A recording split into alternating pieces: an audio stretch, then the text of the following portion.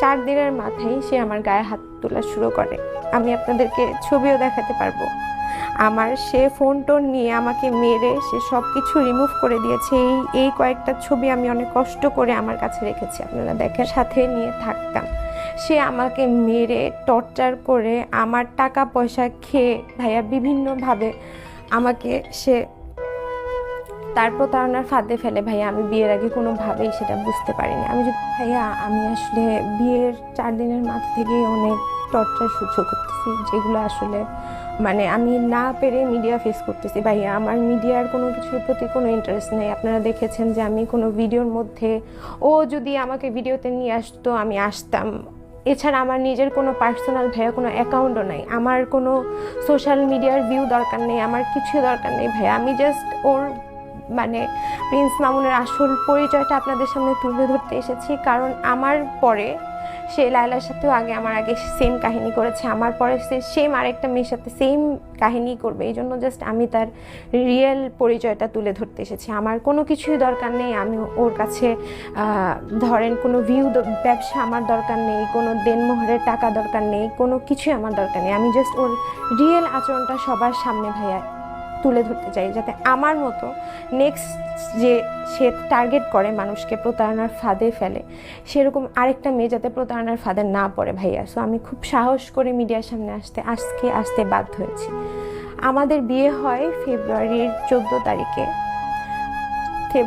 তারিখে। ভাইয়া 4 দিনের মাথায় সে আমার গায়ে হাত তোলা শুরু করে। আমি আপনাদেরকে ছবিও দেখাতে পারবো। আমার সে ফোন টোন নিয়ে আমাকে মেরে সে সব কিছু রিমুভ করে দিয়েছে। এই কয়েকটা ছবি আমি আমাকে মেরে টর্চার করে আমার টাকা পয়সা খেয়ে ভাইয়া বিভিন্নভাবে আমাকে সে তার প্রতারণার ফাঁদে ফেলে। ভাইয়া আমি বিয়ের আগে কোনোভাবেই সেটা বুঝতে পারিনি। আমি যদি বুঝতে পারতাম তাহলে আজকে আমার এই অবস্থা হতো না। 4টা মাস আমাকে অনেক মানুষ দেখেছে, পরিচিত মানুষ। আমি কিভাবে মার খেয়েছি ভাইয়া, আমি এখনো ওই দিনগুলো ভুলতে পারিনি। আমার গলার মধ্যে যেভাবে ভাইয়া প্রেস করে আমার সাদা ফেনা বের করে দিয়েছে, আমি 4টা মাস ভাইয়া মৃত্যুর মতো ফিল করেছি। আমাকে প্রতিদিন ভাইয়া সে মেরেছে, 1টা 2টা দিন না, প্রতিদিন সে আমাকে মৃত্যু যন্ত্রণা দিয়েছে। সে যখনই তার টাকার প্রয়োজন হতো তখনই সে বিভিন্নভাবে সে একটা এডিক্টেড, সে একটা ইয়াবাখোর। তার সাথে আমার সম্পর্কের শুরুর কিছুদিন পর থেকে আমি জানতে পারি সে বিভিন্ন মেয়ের সাথে নোংরামি নষ্টামি করে বেড়ায়। তখন আমি তার সাথে সম্পর্ক শেষ করে দিই। সে আমাকে সৌদি আরবে যে আমার কাছে ভিডিও আছে, আমাকে গিয়ে ওখানে ক্ষমা চাইছে যে আল্লাহর ঘরে আসলে তো আল্লাহও ক্ষমা করে দেয়, তুমি আমাকে ক্ষমা করে দাও। আমি তাকে বিভিন্ন মেয়ের সাথে ধরি যে সে আমার সম্পর্ক থাকা অবস্থায়ও তার বাসায় বিভিন্ন মেয়ে নিয়ে নেশা করতেছে, মেয়েদের সাথে ফিজিক্যালি ইনভলভ হচ্ছে। আমি এগুলো জানার পরে তার সাথে সম্পর্ক শেষ করে দিই। কারণ তার সাথে সম্পর্ক শুরুতে আমি আমার ফ্রেন্ড সার্কেল হারিয়েছি। আপনারা তো জানেন তাকে সমাজের মানুষ কেউই নর্মালি অ্যাকসেপ্ট করে না। সে অনেক ম্যানিপুলেট করে, সে বলে মানুষ তাকে ম্যানিপুলেট করে, কিন্তু আসল ম্যানিপুলেট সে করে। সে আমাকে ম্যানিপুলেট করতে করতে করতে করতে ভাই আজকে আমি নিঃস্ব হয়েছি। আমার ব্যাংক অ্যাকাউন্ট খালি করেছে, আমার ফ্যামিলির সাথে আমার ডিটাচ হয়েছে, আমার ফ্রেন্ড সার্কেল কেউ আত্মীয় স্বজন কেউ আমার সাথে নেই।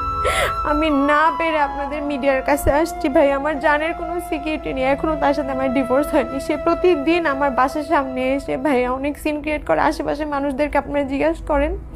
তারপর কালকে এসে আমার বান্ধবীর ফোন চুরি করে সে নিয়ে গেছে। আমি বাসায় ছিলাম, আমার খালাতো বোনের একটা ছোট বাচ্চা, ওরা দুজন বাসায় ছিল। আমার বাবা অসুস্থ, আমার মা গেছে আমার বাবাকে নিয়ে আসতে।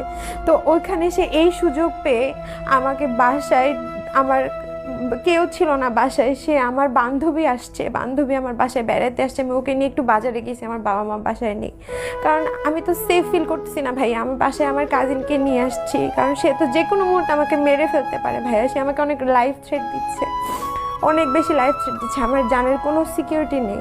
আমি তাকে ছাড়বো দেখে সে আমাকে বলতেছে তুই যদি আমাকে এখন ছাড়িস আমি এখন তোকে মেরে ফেলবো। কারণ সে তার টাকা পয়সা, সে তার যে এক্সপেকটেশন ছিল সে এটা ওই এক্সপেকটেশন অনুযায়ী অর্জন করতে পারেনি। সে আমাকে প্রতিনিয়ত মেরে ফেলার থ্রেট দিচ্ছে। তাকে যমুনাতে একটা দোকান করে দেওয়ার কথা ছিল। সে আমাকে বলেছিল যে যমুনা ফিউচার পার্কে তাকে একটা দোকান করে